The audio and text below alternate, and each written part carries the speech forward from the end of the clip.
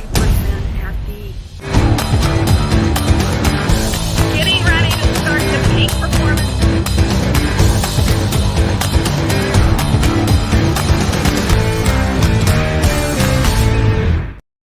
Well, hello everyone, and thank you for being on the Savvy Sales Lady Live this evening. We'll get us some warm and cozy music playing in the background. We got to do that, right? Well, today we're going to be talking about, are you a needy salesperson? And let's review what we'll be going over. So we're going to be going over avoid placing yourself in a subservient role, avoid proving yourself, avoid feeling needy, and avoiding these actions. And we'll get through the actions here in a minute. So we'll pause that warm and cozy music and get right into it, all right? And I just want you to keep this in mind, just to use an analogy. Every lion trainer knows that the lion is a predator, right? It's a predator animal, but it is trainable. The lion trainer also knows if it exhibits weakness or vulnerability, the lion will attack the trainer. Well, the lion will have the trainer for dinner. This is true as well in selling. Whenever you display any kind of neediness, weakness, or vulnerability to the buyer, they can almost smell it, and they will use it against you. As a matter of fact, a lot of salespeople have trouble with the term salesperson or sales or selling. I don't know why. That's what you're doing. And because so many people, including the industries in the marketplace, have trouble with sales, they've now called it business development. It's the same thing. You're selling. Let's just be honest about it, okay? So we're going to go over all the signs that you're a needy salesperson. And we're going to start with avoid placing yourself in a subservient role. Now, what do I mean by that? It doesn't matter if you're talking to the CEO or a middle management manager. Doesn't matter which role you're speaking to. You are on equal grounds with those roles, whether it's CEO or manager. You are considered on the same level. So whenever you use the term, and I'm going to tell you guys, I was guilty of this.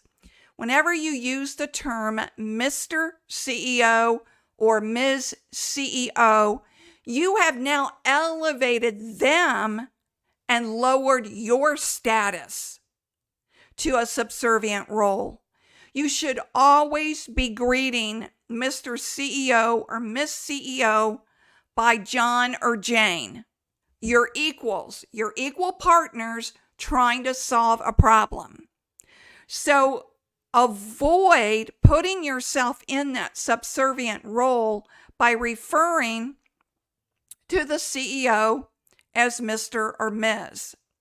All right? So I know why you're doing it. You think it's a sign of respect. It is when you're talking to your elders outside of business.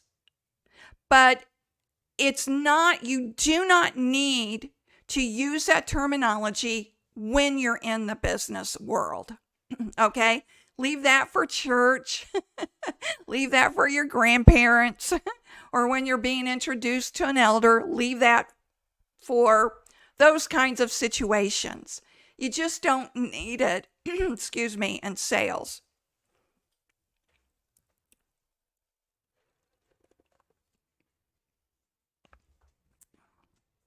Okay, does that make sense, everybody? All right. The other thing you want to do is, I'm going to give you examples of 2 different exchanges. And I want you to see which one sounds better. If you were the buyer, I want you to hear this from a prospect's angle. So listen as a buyer, okay? And see the difference. Hi, Julie. This is Rachel Smith with ABC Capital Investments. And I want to see if I can get 10 minutes on your schedule so I can show you how we can work together in the future. All right? And now here's the next exchange. Hi, Julie. My name is Rachel Smith with ABC Capital Investments. We help businesses like yours with funding strategies. I'm not sure if you're a funding fit for us. I'm not sure if we're a funding fit for you. What I'd like to suggest is to meet with you so we can see where we're going, and you can look at ABC Capital Investments to see if there might be a fit. Are you experiencing growth or decline in your investments? If you were the buyer, what would sound better to you? All right. Is it, I want, I can show you, or what I'd like to suggest? Whenever it's I, that's a big sign that you're a needy salesperson. You really have to look at your language and how you're presenting the opportunities to the prospects.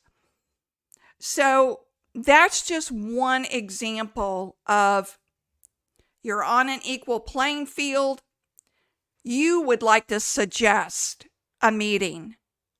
You would like to suggest to see if there is perhaps a fit or not. Not I want. Okay. The next point is avoid proving yourself. Now, the big problem with needy salespeople is they're talking and talking and talking and talking instead of listening. If the buyer sits there and listens to you drone on and on and on, he knows you need the sale. And what you're trying to do is convince him that he needs to buy from you. Whenever you go down that convincing line of talking points, you have revealed yourself as a needy salesperson. Here's another example of neediness and needing to prove yourself. And that is using industry jargon or using extensive vocabulary to impress, while at the same time you're dominating the conversation. Okay? So I'm in this group, this mastermind group, and I had to break in one day because I'm new to the group, and I'm going, you all know what you're talking about with all of these industry jargons. I have no clue.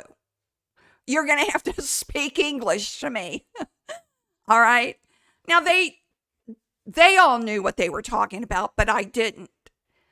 But whenever you're speaking to the prospect, you have got to drop the industry jargon, because chances are they have no idea what you're talking about. And if you want to connect with them on a really deep level that inspires trust and that they value your opinion, then talk to them in terms that they understand. Drop the extensive vocabulary. Nobody cares. Nobody cares. All right? And have you ever heard a voice message greeting where the person just drones on and on how to reach them, when to reach them, because they're so busy and so important? Or someone leaves you a voice message and drones on and on that tells you, oh, you can call me Wednesday between such and such and such and such. Thursday, call me only in the morning. Friday, you can call me in the afternoon between blah, blah, blah. Nobody listens to that. They do it to make themselves sound busy and important. And that screams neediness. There have been many bad deals that have been made and many good deals that have been lost because of neediness. All right. So you want to avoid being needy. You want to be hyper vigilant as, am I coming across needy? That's the other thing you need to look at. Am I coming across needy? All right. When the buyer can sense you're needy, they will immediately go to price and expect you to discount your price.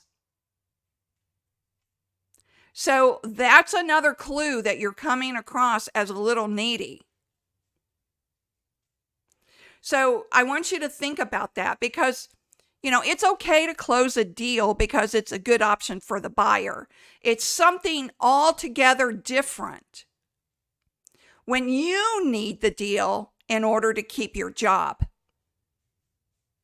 That shift in the mindset is so subtle, and it may not be obvious to you, but it certainly is obvious to the buyer who is looking for subtle clues in you to secure discounts and to secure price breaks. So keep that in mind. I used to work for a man, not very long because I left, who would always tell the sales team that if they did not make a sale that day,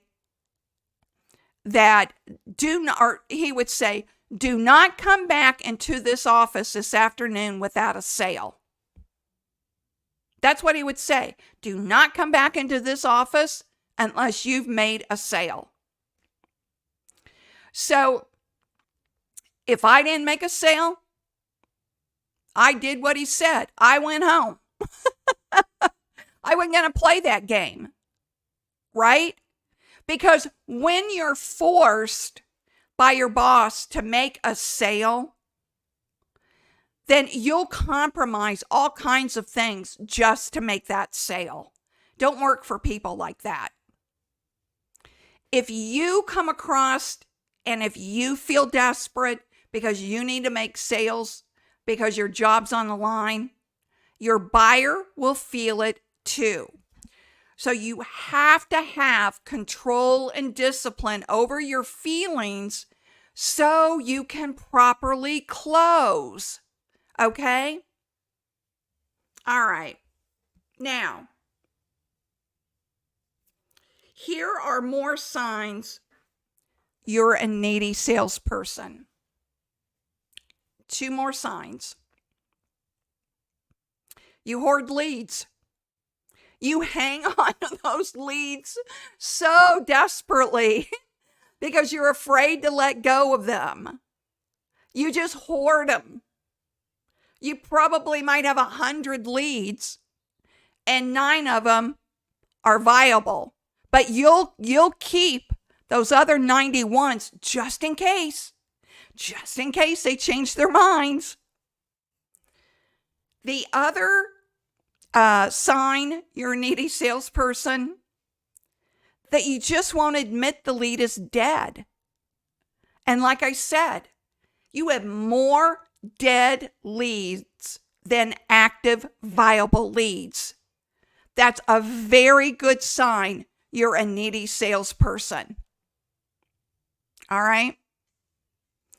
When you feel you have to make a sale this week or you have to make a sale today, I really want you to pay attention to how you come across to that buyer when you're in those selling situations. Are you pushing too much? Are you talking too much? Are you not asking enough questions to dig down to find out, are they really a qualified lead that's a viable sale that you can absolutely help with your product? And avoid doing this. I have seen this happen where the salesperson was so desperate for the sale that he knowingly and willingly sold to that person, knowing that one, they didn't need the product, and two, he was replacing the product with another product that had less benefit and services. That's right. And I saw this a lot back in the 90s when I was selling Medicare supplements. I saw all kinds of salespeople do this. And that's a desperate person that will willingly and knowingly sell to that elderly person with the intent that their product wasn't as good as the product that they currently had. Yeah, unethical sales still happen in this day and age. It's true. For the most part, most salespeople are ethical. And no matter how you wrap the word sales or selling into business development or outside sales or inside sales rep or, twisting yourself up, sales is sales. So I want you to be very cautious when you start to feel a little desperation and neediness about having to make a sale. Ask yourself, are you doing what's right for the client? Are you doing what's right for you? And are you doing what's right for the company you represent? Okay? There's nothing worse than being in that position of being needy. If you have a robust pipeline where you have a lot of viable leads that you can sell to, you'll never get to that needy stage. But I have seen these cycles with salespeople that they'll have a lot of leads, they'll ride high with the leads, and instead of filling up the ones that they're eliminating because they're either, a bad lead, they're not a good fit for the product or service you're selling, instead of filling those voids back up with more viable leads, I've seen salespeople take it to the brink where now they have no more leads. And they haven't taken the time to replenish their pipeline. So you always have to look at that pipeline every single day. There will probably be you should be having 25 new leads come in a week. 25 leads, let me back up. 25% that are coming in each week, new leads. 25% that you're closing, 25% that are not closing and are dead, and 25% that are in the sales process. That's how a healthy funnel should look. 25%. 25% coming in, 25% closing, 25% in the sales process, and 25% that's being eliminated because either they're not a fit or they're a dead horse. That's the way your pipeline should be all the time. Okay? So I hope all of these ideas helped you. I hope it gave you a good yardstick to kind of measure yourself against. And, keep in mind, if you have any questions, just drop me an email. And let me give you my email address. Do I have it up here? Do I have it? No, it's easy. Christine@ChristineHarrington.com. That's it. Christine@ChristineHarrington.com. And be sure and like and share and subscribe at the Savvy Sales Lady YouTube channel too while you're at it. I never promote that as much as I should. So I hope this helped you tonight. I hope it gave you a yardstick to measure yourself with. And you should be doing that every single week. And remember that about the pipeline too. Okay? 25%, 25%, 25%, and 25%. And remember, sales is a journey, not a quick trip around the block. I'll see you on Thursday. Bye-bye.